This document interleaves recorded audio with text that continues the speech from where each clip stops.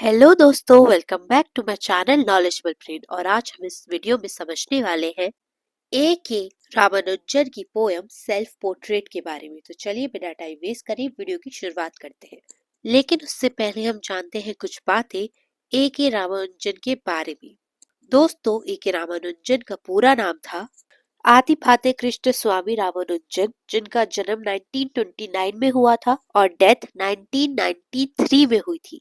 Profession से वो एक पोएट, स्कॉलर, ट्रांसलेटर और फोकलोरिस्ट थे और एक इम्पोर्टेंट फिगर रहे हैं इंडियन इंग्लिश लिटरेचर और कंपैरेटिव लिटरेचर में। दोस्तों, क्यों इतने इम्पोर्टेंट रहे हैं इंडियन इंग्लिश लिटरेचर में, उसका कारण है कि वो अपने काम में इंडियन क्लासिकल ट्रेडिशन, जो कि तमिल, कन्नड़ और संस्कृत के हैं, उसको मेंशन करा करते थे अपने काम में। इसके अलावा मॉडर्न इंग्लिश पोएट्री और वेस्टर्न लिटरेरी थ्योरी में उन्होंने काफी कंट्रीब्यूशन दिया है। उनके काम में थीम जैसे memory, family, childhood, identity, tradition versus modernity का वो जिक्र किया करते थे। उनके फेमस पोएट्री कलेक्शन रहे हैं द स्ट्राइडर्स, रिलेशन और second sight. As a translator उन्होंने Asian Tamil Sangam poetry, medieval bhakti poetry और कन्नड़ वचनास को अपने काम में दिखाया है। उनके फेमस वर्क रहे हैं इंटीरियर लैंडस्केप, जो कि तमिल लव पोएट्री थी, speaking of Shiva, hymns for the drowning. उनकी ट्रांसलेशन ने इंट्रोड्यूस किया है इंडियन वर्नाक्युलर लिटरेचर को ग्लोबल स्टेज पर। उनकी ये पोएम सेल्फ पोर्ट्रेट पब्लिश हुई है 1966 में उनके कलेक्शन द स्ट्राइडर्स में, जिसके थीम है identity and self alienation, gap between outer appearance and inner self, और the idea that a person can feel like a stranger to himself.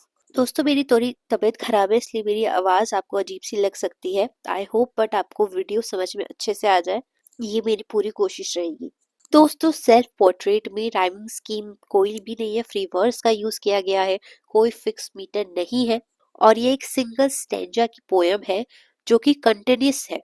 इस poem का मूड और टोन डिटैच, रिफ्लेक्टिव और slightly ironic और philosophical है। चलिए अब इस पोयम को हम अच्छे से समझते हैं। पोयम की शुरुआत में वो कहते हैं, I resemble everyone but myself and sometimes sees in shop windows, despite the well-known laws of optics, the portrait of a stranger, date unknown, often signed in a corner by my father। इन लाइनों में speaker ये कह रहा है कि वो हर किसी की तरह लगता है, लेकिन वो खुद के जैसा नहीं लगता। मतलब दुनिया उसे किसी और के रूप में देख सकती है, लेकिन उसकी अपनी पहचान उसे क्लियर नहीं है।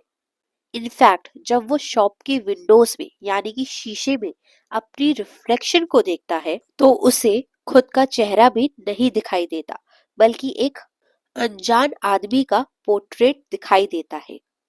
नॉर्मली ऑप्टिक्स के रूल के अकॉर्डिंग मिरर में अपना ही रिफ्लेक्शन देखना चाहिए, अपना ही रिफ्लेक्शन आपको दिखेगा। पर यहाँ पोएट के लिए रूल फेल हो जाता है, क्योंकि प्रॉब्लम मिरर में नहीं है, आइडेंटिटी की है। डेट अननोन का मतलब है कि पोर्ट्रेट का कोई टाइम, कोई फिक्स्ड मूवमेंट नहीं है, जैसे कि उसकी आइडेंटिटी कब बनी ये भी अनक्लियर है। और जब वो कहता है कि portrait often sign in a corner by my father, इस लाइन का मतलब है उसकी आइडेंटिटी उसके फादर या उसके एंसेस्टर्स या उसकी फैमिली से उसको मिली है। वो अपनी खुद की पहचान का क्रिएटर खुद नहीं है।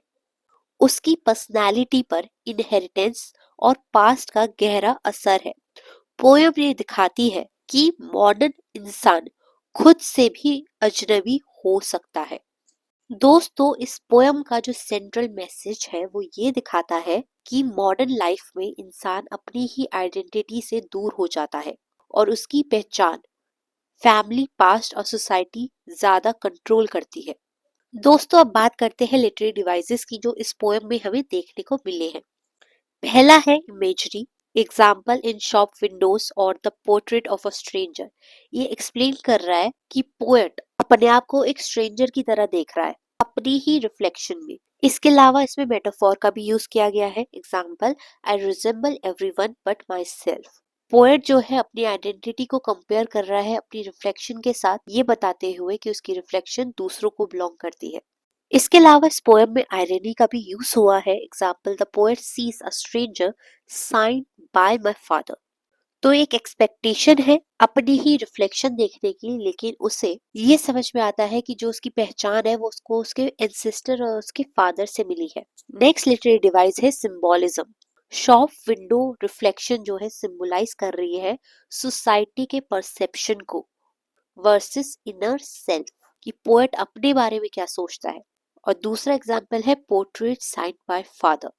ये सिंबलाइज कर रहा है इनहेरिटेड आइडेंटिटी और लेगेसी को। इसके अलावा एल्यूजन लिटरेरी डिवाइस का भी यूज हुआ है। Example, signed by my father, क्योंकि इस लाइन में वो रेफरेंस दे रहा है कि वो इन्फ्लुएंस है अपने एंसेस्टर्स की वजह से, उसकी आइडेंटिटी उसके एंसेस्टर्स की वजह से ही उसे मिली है। साथ में यहाँ पे पैराडॉक्स लिटरेरी डिवाइस का भी यूज हुआ है। Example, I resemble everyone but my self. तो ये एक कॉन्ट्राडिक्शन लाइन है जो हाईलाइट कर रही है कि पोएट का कंफ्यूजन है अपनी ही आइडेंटिटी को लेकर। दोस्तों, आई होप आपको ये पोएम क्लियर हो गई हो, और वीडियोस देखने के लिए चैनल को लाइक करें, शेयर करें और सब्सक्राइब करना ना भूलें। और अगर आपको ए के रामानुजन की और किसी पोएम को समझना है तो कमेंट सेक्शन में लिख के जरूर बताइएगा। Thank you for watching this video.